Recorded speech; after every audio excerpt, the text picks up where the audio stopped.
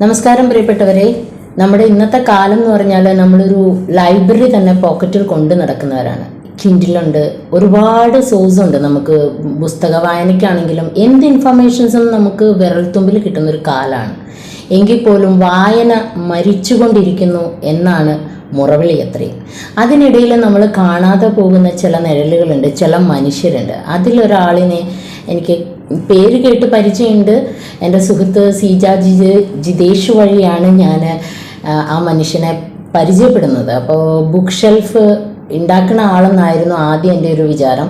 പിന്നീടാണ് ഞാൻ ആ മനുഷ്യനെക്കുറിച്ച് കൂടുതൽ അറിയുന്നത്. ഒരു നിഴൽ പോലെ. നിഴലെന്ന് പറയുമ്പോൾ നിങ്ങൾ കരുതും എന്താണ് ഈ നിഴൽ? കാരണം നിഴലിൻ്റെ ഒരു പ്രത്യേകത, നമുക്ക് കറക്റ്റ് ഒരു പിക്ചർ ഒരിക്കലും കിട്ടാറില്ല, ഒരു അവ്യക്തമായ രൂപമാണ്. അങ്ങനെ ചില മനുഷ്യർ നമുക്കിടയിലുണ്ട്. അങ്ങനെ ഒരാളാണ് പ്രതീഷ്. തൃശ്ശൂരുകാരനാണ്. ഞാൻ നിങ്ങളിലേക്ക് പ്രതീഷിനെ എത്തിക്കുകയാണ്. അപ്പോൾ തീർച്ചയായിട്ടും വീഡിയോ മുഴുവനും കാണണം, എന്നാലേ നിങ്ങൾക്ക് പ്രതീഷ് എന്താണെന്ന് ഒരു കൃത്യമായ ചിത്രം കിട്ടുള്ളൂ. അപ്പോൾ ആ നിഴലിനെ നമുക്കൊന്ന് അനാവരണം ചെയ്യാം. പ്രതീഷ്, നമസ്കാരം. അപ്പോൾ എന്താ പറയുക, ഞാൻ മലയാളം വായിക്കാറുണ്ട്, ഇംഗ്ലീഷ് ബുക്സ് വായിക്കാറുണ്ട്, ട്രാൻസ്ലേഷൻസ് വായിക്കാറുണ്ട്, കവിതകൾ വളരെ കുറവാണ് എങ്കിലും വായിക്കാറുണ്ട്, പിന്നെ സോഷ്യൽ മീഡിയ വായനയുണ്ട്. അപ്പോൾ പ്രതീഷിൻ്റെ വായനയെ പ്രതീഷ് എങ്ങനെയാണ് അടയാളപ്പെടുത്തുന്നത്? വായന വളരെ ചെറുപ്പത്തിലാണ് തുടങ്ങിയത്. വായന തുടങ്ങാൻ സാഹചര്യം ഒരുക്കി തന്നത് വീട്ടിലെ അച്ഛൻ തന്നെയാണ്. അച്ഛൻ ജോലിക്ക് പോയിട്ട് വരുമ്പോൾ സൈക്കിളിൻ്റെ കരിയറിൻ്റെ പുറകിൽ ധാരാളം വാരികകൾ, ഓരോ വാരികയ്ക്ക് ഓരോ ദിവസങ്ങളുണ്ടാവും. അങ്ങനെ ധാരാളം വാരികകൾ ആൾ വീട്ടിലേക്ക് കൊണ്ടുവരും. അങ്ങനെ വായിച്ച് പഠിച്ചതാണ്.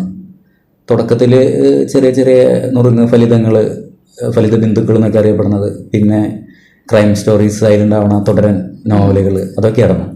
പിന്നീട് അങ്ങനെ ഹൈസ്കൂൾ തലത്തിലേക്കൊക്കെ എത്തുമ്പോൾ നമുക്ക് കുറച്ചും കൂടിയും നമ്മൾ ഡിക്റ്റേറ്റീവ് തലത്തിലേക്ക് ഷെർലക് ഹോംസ്, അങ്ങനെ വീടിനടുത്തുള്ള ചേട്ടന്മാരേക്കും തന്നുള്ള ലൈബ്രറി കാർഡൊക്കെ ഉപയോഗിച്ച് ലൈബ്രറിയിലേക്കൊക്കെ പോയി എടുത്തു തുടങ്ങി. അങ്ങനെ ഇന്നത്തെ വായന മാറാനായിട്ട് എൻ്റെ ജീവിതത്തിലുണ്ടായ ഒരു വഴിത്തിരിവ് എല്ലാവർക്കും, കുറേ ആളുകൾക്കൊക്കെ അറിയണ പോലെ എനിക്ക് വന്നിട്ടുള്ളൊരു ചെറിയ പ്രശ്നമുണ്ട്, അസുഖം. അസുഖത്തിനോട് കൂടിയിട്ടാണ്. അസുഖം സ്റ്റാർട്ട് ചെയ്തപ്പോൾ എല്ലാം കീഴ്മേൽ മറിഞ്ഞ ഒരു പ്രതീതിയായിരുന്നു എനിക്ക്.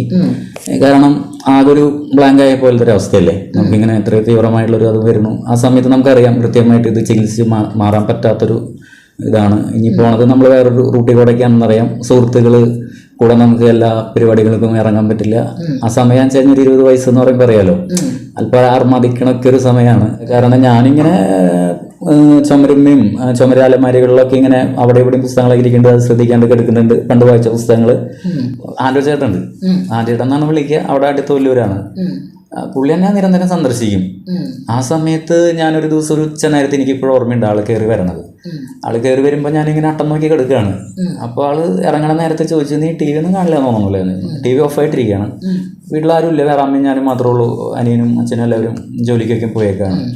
അത് കഴിഞ്ഞതിന് ശേഷം ഞാൻ അങ്ങനെ പറഞ്ഞപ്പോൾ ആള് ചോദിച്ചു, നിനക്ക് വേറെ പുസ്തകം വായിക്കണമെന്ന് ചോദിച്ചു. ആ സമയത്താണ് ശരിക്കും ഞാൻ അങ്ങനെ പുസ്തകം വായിച്ചോളുന്നു. കുറച്ച് മുമ്പ് ഇങ്ങനെ വായിക്കണ്ടെന്നല്ലോ എന്നൊക്കെ ഓർമ്മ വരുന്നത് എനിക്ക്. അങ്ങനെ അപ്പോൾ ആള് പിന്നെ നിരന്തരം എല്ലാ ആഴ്ചകളും പുസ്തകങ്ങൾ കൊണ്ടുവരാൻ തുടങ്ങി. ആളെ വീട്ടിൽ വലിയൊരു ലൈബ്രറി ശേഖരമുള്ളതാണ്. ആള് കൊണ്ടുവന്ന ആൾക്ക് ലാസ്റ്റ് ഏകദേശം മടുത്തു. വിവർത്തനങ്ങളാണ് അധികം വായിക്കുക ഞാൻ ആ സമയത്തല്ല, ഇപ്പോഴും അങ്ങനെ പുറത്തുള്ള കൃതികളാണ് അധികം ഇഷ്ടം. എന്നാൽ മലയാളം തീരെ ഒഴിച്ച് നിർത്തുന്നല്ല, മലയാളം വായിക്കും, പക്ഷെ അധികം വിവർത്തന കൃതികളാണ്. അതെന്തോ എനിക്ക് ചെറുപ്പം മുതലേ അങ്ങനെ വായിക്കുക. ഞാൻ ഓഷോ പോലെയുള്ള പുസ്തകങ്ങളൊക്കെയാണ് ഞാൻ ആദ്യം വായിച്ചത്. അപ്പം മിക്കവരും പറഞ്ഞു ഓഷോ സാധാരണ എല്ലാവർക്കും ബുദ്ധിമുട്ടാണ് വരാറ്, പ്രതീക്ഷിന് അത് എളുപ്പമാണല്ലോ എന്ന് പറഞ്ഞു. പക്ഷെ എന്നെ സംബന്ധിച്ച് അത് എളുപ്പമായിരുന്നു. മുറഗാമി പോലെയുള്ള എഴുത്തുകാര്. അങ്ങനെയാണ് ഇംഗ്ലീഷിൽ വായനയിലേക്ക് കടക്കുന്നത്. ഇംഗ്ലീഷ് ഇപ്പം നോവൽസ് വായിക്കാറുണ്ട്. അപ്പോൾ മിത്തിക്കൽ ഫിക്ഷൻ ആണോ ഇഷ്ടം, അതോ ജനറൽ ഫിക്ഷൻ ആണോ ഇഷ്ടം? ജനറൽ ആയിട്ടുള്ള ഇഷ്ടമാണ്. വ്യക്തികൾ തമ്മിലുള്ള സംഘർഷങ്ങൾ, അതുപോലെ ഇപ്പോൾ ഒരു കാലഘട്ടത്തിന് ശേഷമുള്ള ആളുകളൊക്കെ ഉണ്ടല്ലോ. ഇപ്പോൾ സെക്കൻഡ് വേൾഡ് വാറിന് ശേഷമുള്ള ഒരു മോഡേൺ ക്ലാസിക്സിന്റെ പുസ്തകങ്ങളൊക്കെ എനിക്ക് ഓരോടനെ ഭയങ്കര ഇഷ്ടമായിരുന്നു. അപ്പം അടുത്തിടെ വായിച്ച ഈ ഒരു 2024 ശേഷം വായിച്ചതിൽ ആനി അർണോക്സ് തന്നെയാണ്. ആനി അർണോക്സിനെ ഞാൻ ആദ്യം വായിക്കുന്നത് ഈ റീഡേഴ്സ് സർക്കിൾ പോലെയുള്ള ഗ്രൂപ്പുകളൊക്കെ ഉണ്ടല്ലോ ഫേസ്ബുക്കിൽ. നമ്മൾ ഒരുപാട് ഹെൽപ്പ് ചെയ്തിട്ടുള്ള ആളുകളും വായനയ്ക്ക് സഹായിച്ചിട്ടുള്ള കുറേ ആളുകളൊക്കെ ഉള്ള ഒരു ഗ്രൂപ്പാണ്. വളരെ അജയ് മങ്ങാട്ടിന്റെ ഒരു പുസ്തകം ഇറങ്ങിയിട്ടുണ്ടായിരുന്നു, വെളിച്ചമന്യോനി എന്ന് പറഞ്ഞിട്ട്. അതിൽ വെളിച്ചമന്യോനി എന്ന് പറഞ്ഞിട്ട് പുള്ളി അസാധായിട്ട് അങ്ങനെ ലേഖനങ്ങൾ എഴുതും. എനിക്ക് ഭയങ്കര ഇഷ്ടമാണ് പുള്ളിയുടെ ലേഖനങ്ങൾ. പുള്ളിയുടെ നോവലിന് ഏറ്റവും ഇഷ്ടം ലേഖനങ്ങളാണ് സത്യത്തില്. സൂര്യാജി. അപ്പോൾ അത് വായിച്ചപ്പോൾ അതിൽ ഞാൻ വായിച്ചുകൊണ്ടിരിക്കുന്ന സമയത്താണ് ആനി അർണോക്സിന്റെ മാൻസ് പ്ലേസ് എന്ന് പറഞ്ഞ പുസ്തകം ആനി അർണോക്സ് അവരച്ഛനെ കുറിച്ച് എഴുതിയുള്ള പുസ്തകത്തിനെ കുറിച്ചിട്ട്. ചെറിയ പുസ്തകം കേട്ടോ, അത് 50 പേജോ മറ്റോ ഉള്ളത്, 80 പേജോ മറ്റോ.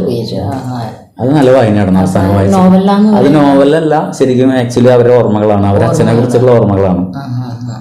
എനിക്ക് ഏറ്റവും ഇഷ്ടം എൻ്റെ മനസ്സിൽ പെട്ടെന്ന് പഴയ വായനയെക്കുറിച്ച് എന്നോടൊരാൾ ചോദിച്ചാൽ എനിക്ക് പെട്ടെന്ന് ഓർമ്മ വരുന്നത് കയറ്, ഒരു സങ്കീർത്തനം പോലെ, അപ്പം അങ്ങനെയുള്ള ഖസാക്കിൻ്റെ ഇതിഹാസം. അപ്പം അങ്ങനെ ഒരു ലിസ്റ്റ് എടുത്താൽ, നോവൽസിന്റെ ഒരു ലിസ്റ്റ് എടുത്താൽ ഉറൂബായിരിക്കും എനിക്ക് വരിക. ഉറൂബിന്റെ നോവലുകളായിരിക്കും. ഉറൂബിന്റെ ഏതെല്ലാം നോവൽ? ഉറൂബിന്റെ നോവലുകൾ അണിയറ എനിക്ക് എപ്പോഴും മനസ്സിൽ നിൽക്കുന്ന ഒരു നോവല്, ചെറിയൊരു നോവലാണ്. അതുപോലെ അമ്മിണി എന്ന് പറഞ്ഞിട്ടുള്ള നോവല് അധികം ആൾക്കാർ സംസാരിച്ച് കണ്ടിട്ടില്ല, പക്ഷെ അതിന്റെ ക്ലൈമാക്സ് ഒക്കെ എനിക്ക് വളരെ ഇഷ്ടമാണ്.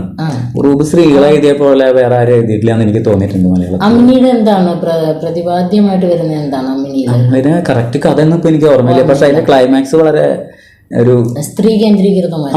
ഒരു സ്ത്രീ കേന്ദ്രീകൃതമാണ്. അമ്മിണിയുടെ അടുത്ത് ആ ഒരു പുരുഷത്വം നിർജീവമായി പോണ ഒരു അവസ്ഥയിലൊക്കെയാണ് ആ ക്ലൈമാക്സ്. അതെപ്പോഴും ഭയങ്കര കേട്ടിട്ടില്ല. അല്ല, ഉറൂബിന്റെ നോവലിനെ കുറിച്ചിട്ട് ഉറൂബിന്റെ നോവലുകളെ സ്ത്രീ കഥാപാത്രങ്ങളെ കുറിച്ചിട്ട് പഠനമുണ്ട്. ആക്ച്വലി ഉമ്മാച്ച രാജ്യമ്മയായിരിക്കും എപ്പോഴും പറയുന്നത് തോന്നുന്നു. അതാണ് ഞാൻ ചോദിച്ചത്. അമ്മിനിന്ന് ഞാൻ ഇതുവരെയും കേട്ടിട്ടില്ല. ഇതാണ് ഫസ്റ്റ് ടൈമാണ് ഞാൻ അമ്മിനി കേൾക്കുന്നത്. 10 ബുക്കിന്റെ ലിസ്റ്റ് എടുക്കാൻ പറഞ്ഞാൽ ഇപ്പൊ സുഭാഷ് ചന്ദ്രൻ മനുഷ്യനൊരാമുഖം എന്ന് പറയുമ്പോൾ 10 വർഷം എടുത്ത് സുഭാഷ് ചന്ദ്രൻ സാർ എഴുതിയതാണ്. അപ്പൊ അതുപോലെ KR മീരന്റെ ഇത് ചോദിച്ചാൽ ആരാച്ചാറുണ്ട്, സൂര്യനെ അണിഞ്ഞൊരു സ്ത്രീ ഉണ്ട്. പിന്നെ അങ്ങനെ ഇപ്പം എന്താ പറയാ, ചെറുകഥകൾ എടുത്താൽ KS രതീഷ് സാറുണ്ട്. അപ്പൊ അങ്ങനെ കുറെ പുതിയ എഴുത്തുകാര്, അപ്പം മുഖ്യധാരയിൽ നിൽക്കുന്ന കുറെ എഴുത്തുകാരുണ്ട്. KR മീരയുടെ കഥകളായിരിക്കും ഞാൻ കുറച്ച് വായിച്ചിട്ടുള്ളത്. പിന്നെ ആരാച്ചാര്, അതുപോലെ 1-2 നോവലുകളായിരിക്കും. ഖബർ വായിച്ചിട്ടുണ്ടോ? ഖബർ വായിച്ചിട്ടില്ല. പിന്നെ ബെന്യാമിന്റെ കുറച്ച് നോവലുകൾ, തുടക്കകാലത്തെ നോവലുകൾ ഞാൻ വായിച്ചിട്ടുണ്ട്. സുഭാഷ് ചന്ദ്രന്റെ തൽപ്പൊക്കെയാണ് എനിക്കിഷ്ടം. തൽപ്പം കഥകളാണ് എനിക്കിഷ്ടം. നോവലായിട്ടും സുഭാഷ് ചന്ദ്രന്റെ കഥകളായിരുന്നു എനിക്കിഷ്ടം. കടികാരം അത് എന്തോ ഒരു സമയത്തിന്റെ തൽപ്പൊക്കെയാണ് എനിക്ക് ഓർമ്മ വരുന്നത്. അതുപോലെ അതുപോലത്തെ തുടക്കകാലത്തൊക്കെ ഇറങ്ങിയ പുസ്തകങ്ങൾ കുറച്ച് വായിച്ചിട്ടുണ്ട്. ഇപ്പൊ വായിച്ചിട്ടില്ല. പ്രവാചകന്മാരുടെ 2ാം പുസ്തകം. എനിക്ക് ക്രിസ്തു ഒരു എന്താ പറയാ ഒബ്സഷൻ, ആ വാക്ക് ശരിയാണെന്ന് എനിക്കറിയില്ല, അതായിരുന്നു തുടക്കത്തിൽ. ഞാൻ ഈ മിസ്റ്റിസം കുറെ വായിച്ചിട്ടുണ്ട് പണ്ട്, യോഷോയുടെ പുസ്തകങ്ങളിൽ നിന്ന്. അതുപോലെ ഉപനിഷത്ത്, ഭഗവത്ഗീത, അതുപോലെ അത് പ്രസംഗം കേൾക്കും, അത് വായിക്കും. ഓഷോ അല്ലാതെ വേറെ ആരാ വായിച്ചിട്ടുള്ള ഈ ഫിലോസഫി? കൃഷ്ണമൂർത്തി, രമണ മഹർഷി. ഓരോ ഇലയും രുചിക്കുന്ന കാടാണ് വായന എന്ന്. അപ്പൊ അതിനോട് പ്രതീക്ഷ യോജിക്കുന്നുണ്ടോ? വലിയ ആൾക്കാർ അങ്ങനെ പറഞ്ഞല്ല, ഓരോ ഞാനിങ്ങനെ വായിച്ച കൂട്ടത്തിൽ എപ്പോഴൊക്കെ വായിച്ചപ്പോ എന്റെ മനസ്സിലോടെ വായനൊരു എസ്കേപ്പിസം തന്നെയായിരുന്നു. ദിവസം ഞാൻ ആനന്ദിന്റെ മഹാശ്വേത ദേവിയുടെ പുസ്തകം വായിച്ചിട്ട് ഒരു 3 സ്റ്റോപ്പ് അപ്പുറത്ത് പോയി ഇറങ്ങി. പിന്നെ ആ സമയത്ത് നമുക്ക് ഒന്നും ചെയ്യാനില്ല. അവര് ഫുട്ബോൾ കളിക്കും, ക്രിക്കറ്റ് കളിക്കും. അപ്പൊ എനിക്ക് അതിൽ പങ്കെടുക്കാൻ പറ്റില്ല, ഈ ആരോഗ്യ പ്രശ്നങ്ങൾ കാരണം പങ്കെടുക്കാൻ പറ്റില്ല. അപ്പൊ നമ്മൾ അവിടെ ഒരു കാഴ്ചക്കാരനാണ്. അപ്പൊ പിന്നെ എനിക്ക് അന്ന് ബോധമനസ്സിൽ ചിലപ്പോൾ ഞാൻ അവരേറ്റവും വലിയൊരു സംഭവം ചെയ്യേണ്ടെന്നുള്ളൊരു ചിന്തയൊക്കെ ഉണ്ടായിരുന്നുണ്ടാവും. പക്ഷെ വായന നമ്മളെ വേറൊരു രീതിയിൽ കുടിക്കുക. അപ്പോൾ വായനയെ സംബന്ധിച്ചാണെങ്കിൽ ഇപ്പം ട്രാൻസ്ലേഷൻ വായിക്കാറുണ്ട്, ഇംഗ്ലീഷ് വായിക്കാറുണ്ട്, മലയാളം വായിക്കാറുണ്ട്. അപ്പൊ ഇത് തമ്മിലുള്ള, അതായത് മലയാളം നോവൽസിനെ എടുത്താലും, ലോക ക്ലാസിക് നോവൽസ് എടുത്താലും, അല്ലെങ്കിൽ ട്രാൻസ്ലേഷൻ എടുത്താലും, ഇതിൽ ഏതാണ് ഏറ്റവും കൂടുതൽ വായിക്കാൻ ഇഷ്ടപ്പെടുന്നത്?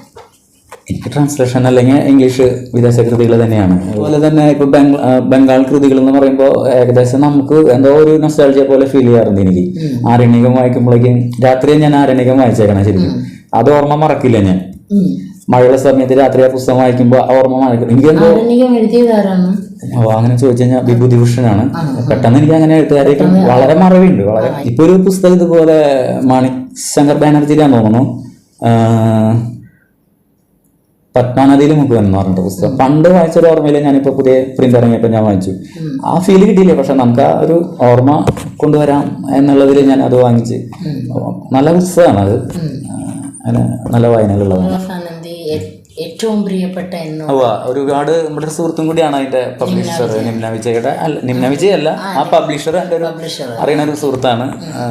ഞാൻ ബുക്ക് ഷോപ്പിലേക്ക് പോണ സമയത്ത് അവിടെ ധാരാളം പുസ്തകങ്ങൾ പോണതൊക്കെയും കണ്ടിട്ടുണ്ട്. ഞാൻ എടുത്തു കൊടുക്കാറുണ്ട് പുസ്തകങ്ങൾ. ബുക്ക് ഷോപ്പിലൊക്കെ പോണത് പ്രതീക്ഷിന് ബുക്ക് സെല് ചെയ്യുന്നുണ്ടല്ലേ?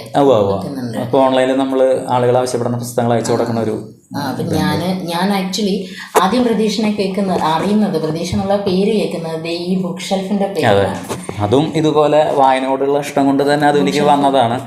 കാരണം ഞാനിങ്ങനെ ഹോസ്പിറ്റൽ ബെഡിൽ കിടന്നിട്ട് ഇതിന്റെ മെഷറൊക്കെ എടുത്തിട്ട് ഇങ്ങനെ അളവ് എടുത്തിട്ട് മേടിക്കണോ ഓൺലൈനിൽ മേടിക്കണോ നമുക്ക് ഉണ്ടാക്കണോ എന്നുള്ളൊരു ഇതിലായിരുന്നു. അവസാനം ഞാൻ ഉണ്ടാക്കുകയായിരുന്നു. എനിക്ക് നേരം പോകാണ്ട് ഉണ്ടാക്കിയതാണ്. ഇങ്ങനെ വ്യാപകമായിട്ട് വിറ്റഴിക്കപ്പെടും. കാരണം ഓൺലൈനിൽ ഇത് സിമ്പിളായിട്ട് കിട്ടാനുണ്ട്, നമുക്ക് എത്തിച്ചു കൊടുക്കാനൊന്നും ഒരു നിർവാഹമില്ല. ആ സമയത്ത് ഞാൻ ഈ പറയണ പോലെ വെറുതെ ഉണ്ടാക്കുക. ജസ്റ്റ് നമുക്ക് എന്നിട്ട് കുറച്ച് നമ്പർ ഒരു 10-15 നമ്മുടെ സുഹൃത്തുക്കളുണ്ട്, അവർക്കൊക്കെ എത്തിച്ചു കൊടുക്കുക, അത്രേ ഉദ്ദേശിച്ചിട്ടുള്ളൂ.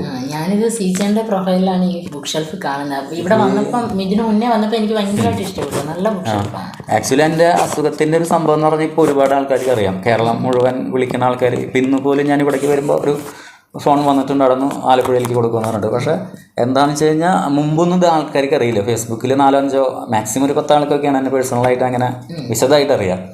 ആ സമയത്ത് ഇതുപോലെ ഇത് വന്നപ്പോഴാണ് ആൾക്കാർ പലരും എനിക്കിങ്ങനെ ഒരു പ്രശ്നമൊക്കെ ഉണ്ടെന്ന് അറിയലും വിളിക്കലൊക്കെ ഉണ്ടായി. ധാരാളം വായന കൊണ്ട് ചില നെഗറ്റീവ്സ് ഉണ്ടായിട്ടുണ്ട് കേട്ടോ. അത് എന്നോടിപ്പോൾ സംസാരിക്കാനൊന്നും ആൾക്കാർക്ക് നമ്മുടെ പുറമെ ഒരു ഷെല്ല് രൂപപ്പെട്ടിട്ടുണ്ട് എന്നുള്ളൊരു ബുദ്ധിജീവി നാട്യം അങ്ങനെ ഉണ്ടെന്ന് ആക്ച്വലി എൻ്റെ അടുത്ത് സംസാരിച്ച ആൾക്കാർക്ക് അങ്ങനെ തോന്നലുണ്ടാവില്ല. കാരണം എന്താണെങ്കിൽ ഒരു പയ്യൻ നാൾ വിളിച്ചിട്ടുണ്ടായിരുന്നു കോഴിക്കോട് നിന്ന്. അവൻ 4-5 ആൾക്കാരെടുത്ത്, ഈ 5 ആളെ ഞാൻ പേഴ്സണലായിട്ട് അറിയില്ല, എന്നോടടുത്ത് സംസാരിക്കാൻ അവന് ഒരു മുന്നൊരുക്കത്തിൻ്റെ നിലയിൽ അവരെ വിളിച്ചു. ഇങ്ങനെ എന്നോട് സംസാരിക്കണം, പ്രതീക്ഷ സംസാരിക്കണം, ആളെങ്ങനെയുണ്ട് അറിയാന്ന് ചോദിച്ചപ്പോൾ കുറെ പോലെയല്ല, ഇപ്പൊ ഭയങ്കര പ്രശ്നത്തിലാണ് ആള്, കാരണം സംസാരിക്കില്ല, വളരെ ചൂടിലാണ് ആള്, അങ്ങനെയൊക്കെ സംസാരിച്ചാണല്ലോ. ഞാൻ അതൊക്കെ കേട്ടിട്ട് ഞാൻ അവനും ഒരുപാട് ചിരിച്ചിട്ടൊക്കെ ഉണ്ട്. അവൻ ഇത് കാണാൻ കഴിഞ്ഞാൽ അവൻ അറിയാൻ പറ്റും. അങ്ങനെ ഒരു നെഗറ്റീവ് ഉണ്ട് ഇതിന്, എനിക്കത് ഇഷ്ടമല്ല. പിന്നെ നല്ല വായനക്കാരനെ വലിയ വായനക്കാരനാന്ന് പറയുമ്പോൾ എനിക്കൊരു ചമ്മൽ വരാറുണ്ട്. അപ്പൊ ഈ പുസ്തകങ്ങൾ സെല് ചെയ്യുന്നത് ആൾക്കാർ ഡിമാൻഡ് ചെയ്യുന്നതിനനുസരിച്ചാണോ അതോ പ്രതീക്ഷന് ഇഷ്ടമുള്ള പുസ്തകങ്ങൾ മേടിച്ചു? നമുക്ക് ഇഷ്ടമുള്ള പുസ്തകങ്ങൾ അങ്ങനെ സെല് ചെയ്യണമെന്നുണ്ട്. പക്ഷെ അങ്ങനെ ഇടയ്ക്കൊക്കെ ഓർഡർ കിട്ടുമ്പോൾ ഭയങ്കര സന്തോഷമാണ്. അങ്ങനെ ഇഡിയറ്റ്സ് ഒക്കെ അയച്ചു കൊടുക്കുമ്പോൾ വളരെ സന്തോഷമായിരുന്നു. ദസ്തോസ്കിയുടെ അങ്ങനെ വിൽക്കാൻ പറ്റില്ലല്ലോ നമുക്ക്. ഇപ്പോൾ നേരത്തെ ആമി പറഞ്ഞ പോലെ ഇപ്പോൾ റാം കെയർ ഓഫ് ആനന്ദി, നിമ്ന വിജയുടെ പുസ്തകം എന്ന് പറഞ്ഞാൽ പുതിയ കൊച്ചുങ്ങൾ വായിച്ച് ഒരുപാട് ആൾക്കാർ വരുന്നുണ്ട്. ഇപ്പോൾ എൻ്റെ വീടിൻ്റെ അവിടുത്തെ 2 കൊച്ചുങ്ങളുണ്ട്. ഇപ്പോൾ ലാസ്റ്റ് ഞാൻ അവിടെ പോയപ്പോൾ അവൾ പറഞ്ഞത് ഈ നിമ്ന വിജയുടെ പുസ്തകം മേടിച്ച് കരഞ്ഞു എന്നൊക്കെ പറഞ്ഞു. അപ്പോൾ വായനയിലേക്ക് വരുന്നുണ്ടല്ലോ, പുതിയ പിള്ളേർ വായനയിലേക്ക് വരുന്നുണ്ട്. കാരണം റാം കെയർ ഓഫ് ആനന്ദി അതിനൊരു കാരണമായി എന്നുള്ളത്. അപ്പൊ ഈ പറയുന്ന പോലെ ഇത്തരം വായന കൊണ്ട് ഞാൻ കുറച്ചും കൂടി എന്നെ ഡെവലപ്പ് ചെയ്യാന്നുള്ളൊരു ചിന്തയ്ക്ക് എനിക്കുണ്ട്. നടക്കുമെന്നൊന്നും എനിക്കറിയില്ല. അല്ല, വായന തീർച്ചയായിട്ടും മനുഷ്യനെ നവീകരിക്കുന്നതാണ്. കാരണം വായന തുടങ്ങുന്നത് ഒരാളായിട്ടായിരിക്കും. പക്ഷെ ആ ഒരു ബുക്കിന്റെ ഏതൊരു ബുക്കും വായിച്ചു തുടങ്ങുമ്പോൾ ഉണ്ടായിരുന്ന നമ്മളായിരിക്കില്ല പുസ്തകം വായിച്ചു. ആക്ച്വലി അതിനെ കുറിച്ചിട്ടൊരു വ്യത്യസ്തമായ അഭിപ്രായങ്ങളുണ്ട്. എൻ്റെ ഒരു അഭിപ്രായം പേഴ്സണലി പറയുകയാണെങ്കിൽ വീട്ടിലത്തെ കുറെ പ്രശ്നങ്ങളിൽ കൂടെ അല്ലെങ്കിൽ ലൈഫിലൊക്കെ ഉണ്ടായിട്ടുള്ള കുറെ സാഹചര്യങ്ങളിൽ കൂടെ വന്നുള്ള കാര്യം എനിക്ക് അങ്ങനെ വലിയൊരു ഇതൊന്നുമില്ല. ചെറിയ രീതിയിൽ ഇങ്ങനെ ജീവിച്ചു പോകണം, അത്ര ആൾക്കാരായിട്ടൊന്നും അധികം സമ്പർക്കമൊന്നുമില്ലാണ്ട്. പക്ഷെ അസുഖം വന്നത് കൂടിയിട്ട് എനിക്ക് ആളുകളോട് ഭയങ്കര സ്നേഹം തോന്നി തുടങ്ങി. എനിക്ക് അത് വലിയൊരു ചേഞ്ച് ആയിരുന്നു. പക്ഷെ അതെന്താണെങ്കിൽ നമ്മളിപ്പോൾ വായനയെ കുറിച്ച് പറഞ്ഞ ഈ നവീകരണം എന്ന് പറയുന്നത് എത്രത്തോളം നീണ്ടു നിൽക്കും എന്നുള്ളതാണ്. ഒരു ആക്ച്വലി നല്ല പുസ്തകങ്ങളൊക്കെ ഞാൻ വായിക്കുമ്പോൾ എനിക്ക് കരച്ചിലൊക്കെ വന്നിട്ടുണ്ട്. ഇപ്പോൾ ഗ്രേപ്പ് ഓഫ് റോത്ത് വായിച്ച അവസ്ഥയിൽ അതിൻ്റെ അവസാനം എനിക്ക് ഭയങ്കര ഇപ്പോഴും മെമ്മറിയിൽ നിൽക്കുന്നതാണ്. ഈ പറയണ പോലെ റോത്ത് എന്ന് പറഞ്ഞിട്ട് അത് മലയാളം വായിച്ചേക്കണ ക്രോധത്തിന്റെ മുന്തിരിപ്പഴങ്ങൾ എന്ന് പറഞ്ഞിട്ടുള്ള വിവർത്തനം ഞാൻ വായിച്ചേക്കണേ. അതുപോലെ നോട്ടർഡാമിലെ കുനൻ വായിക്കുമ്പോഴോ പാവങ്ങൾ വായിക്കുമ്പോഴോ അത് നമ്മൾ ചലനം ഉണ്ടായിരുന്നു. എനിക്ക് തോന്നുന്നത് എനിക്കൊരു പാവങ്ങളുടെ പ്രസക്തി ഇപ്പോഴും പോകുന്നില്ലല്ലോ.